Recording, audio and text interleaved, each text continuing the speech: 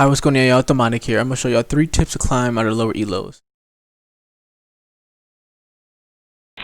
Now to start off with, we're going to get the common ones out the way. We all know your aim is a skill that can never be maxed out. So there will always be a place where you can increase your skill, improve, and always improve at your aiming. So that's the obvious one. Another obvious one is communication. If you have a mic, use it. The only way your teammates going to know what you see is by talking. I mean, the map sees everything too, but no one's going to be staring at the map when they're trying to hold an angle. So aiming is one thing that can always be improved on, and communication is also another one. Alright, so to get started with the first tip we're going to talk about is post-plant situations. Now, post-plant situations is something I see a lot of people struggle with. So for starters, if you have the man advantages, so to say 3-2, there's no reason for you to, if you have the bomb planted so far for long, there's no reason for you to come all the way out here and try getting a quick pick on somebody right here. Not only are you exposing yourself to pointless angles and easy ways for them to kill you, there's just no reason to. You have the man advantage, they have to go on attack, and they have to take the site from you. So the best place, really, especially on Heaven, is something called a crossfire. So for a crossfire, say if I have my teammate camping up there on logs, and I'm camping back here near plat. If someone would come from the enemy CT, and they kill the guy up log, I'm right here, and I get the quick trade on them. Instead, or another one would be if someone's bombs right here, you have one person play long. So now you have one person right there. This guy back plat can watch garage and get the trade right here if the log guys die, and you have another player watching bomb from a distance. That's probably the best case scenario. Instead of pushing up and getting yourself killed or trying to be aggressive, you plan for a good angle, you stay on site, and you hold, and you turn into a defensive player instead of attacking when you plant the bomb. So post plant is the first tip that really is important for players to learn and improve at. Now on the other side of the table, if you're down a man and it's uneven and they have the man advantage against you, it's very easy. You could play aggressive, take an aggressive peek like this if you know they're rotating through CT, or you're trying to get them rotating through B, or you can push up the garage. The thing is though, you have to be confident you can get a kill without dying, because if you die, now you're leaving your other teammate to do a 1v3. So you can even just play an aggressive angle in garage window, wait for them to get all set up and ready to push in. You slow walk out here and then you get a couple picks and you just run away. That would be incredible, because not only are you taking them off guard, but then you're making the team even, and now you give your team an increased chance of winning the fight. So aggression could be good, but you cannot play the same position every time. You cannot plant the bomb here and expect the same position to work every time. You have to mix it up. You have to be passive sometimes. You have to be aggressive. You just have to play more to figure out what time is right to do which action. Alright, now moving on to the next and crucial important tip is defaulting. Defaulting is a term used by many people, and including many predators all the time. It's the idea of you split push almost without pushing in. You have a couple people at each site and you push in hoping to bait out their utility. So now a good example on Ascent would be you have one person here, and maybe 3 on mid, or then you stack another one on cat, another one on A to help them out. You just have people everywhere so you don't get flanked. And I think the most important part that people get confused about is that defaulting is not staying back here. You're way back here. The other person doesn't even know you're over here. Defaulting to be something you come up way up here. You can peek this angle, clear the back area.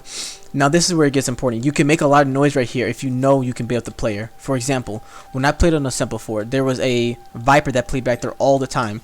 So I would always make a lot of noise, let her know I'm getting the orb, and then I would make a lot of noise. I would even flush her out back there, wait for her to come out, try to get a quick kill, and if I felt confident enough, I can make my way to cat. If I had someone pushing up on cat, I could always wall myself off from the right side, just watch Heaven, worked away my cat. Now they don't know where I'm at. I pushed up more. Now I covered more ground. The most important thing about this is covering ground. You don't want to just play default here the whole time and never know nothing. You want to get a little peeking, see where they're at, know who's here, and try to bait out equipment. And you want to try not to waste as much equipment as possible, because if you can bait out a couple smokes, a couple slows, even a wall, then your team can really come together and figure out, okay, now they have no wall to stop a push at B site, so you can rush B.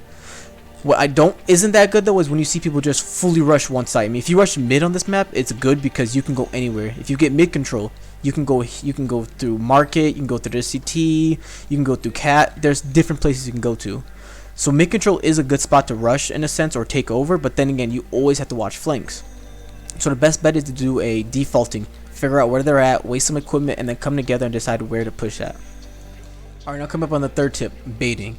Baiting is so when your teammate's right here and then I push in and I clear this angle right here and I die, and then he does absolutely nothing but just stand there, but he gets the information out of it. Baiting for information is the worst thing you can do. If you bait for information, you're just sacrificing a teammate's life to figure out where an enemy is and not even pushing up on it. So that's the worst thing you can do. In this situation, if I blind and I come up and then my teammate's like right behind me and I get killed and they get the kill, that's trading, which is one of the best things you can do, especially on attack. Because if we get a trade on attack, the pressure from A player has to come over from B now and try to cover up the ground that the player lost that he was holding right here. So trading on attack is perfectly fine. Just when you bait and don't get the kill, which is not fine. Now, there is goods and bads of baiting. The baiting is what I explained earlier. If you bait your entry fragger and he dies, now you lose blinds, you lose the wall, you lose everything from the entry fraggers such as Phoenix, Reyna, and Breach. Now it's going to be harder for you to take over a site because you baited the entry fragger just for information that cannot be used now. So it's always important to at least push out with your player. Even if they die, if you get the trade, that's still acceptable as long as you get the trade. You just cannot bait your teammate, your team, especially the entry fraggers who have to make the first contact and take over the site for you. It's terrible to bait them. And then yeah, once you get on site, it's just post plant, you play positions, and it's easy from there. Alright, for those who made it this far, I'm giving a bonus tip. The bonus tip is about team composition. While having, you know, the best team that you see all the pros run, the best comp, and the most players that work together as a team is always important. But then again, if you're solo queuing, you're just playing with a buddy, you guys might not play the Sage, the Brim, the Omen, the Cypher. It's just not it's not realistic to expect people you're solo queuing with to play all of these players. So the best comp for solo queue really should involve at least a Sage and a Brim. Those are the only two that are almost a must on every team. And if you can't have both, then a Brim is the most important one. Because Brim provides 3 smokes. Brim or Omen. Because they both provide smokes. And when you have smokes, you can block off angles, such as on Ascent. You can take over mid with just the smokes alone. So now you're covering more ground. Such as if you have the Sage over a Brim, yes, you get the heals, you get the res and the wall. But that all means nothing if you cannot take over more ground, take over more lane, and push onto a site. So Brim and Sage are definitely the 2 most important heroes you should have on a team. You shouldn't be trying to force people to use players that they aren't good with. It's just not realistic, you know. It's better for, but it's not realistic for them to perform at a high level using players they're not good with. Alright, this is the end of the video. I appreciate you guys for watching. If you have any more questions or you want more tips or anything, please leave in the comments down below. And you can check out my socials in the description. And thank you guys for watching. Have a good day.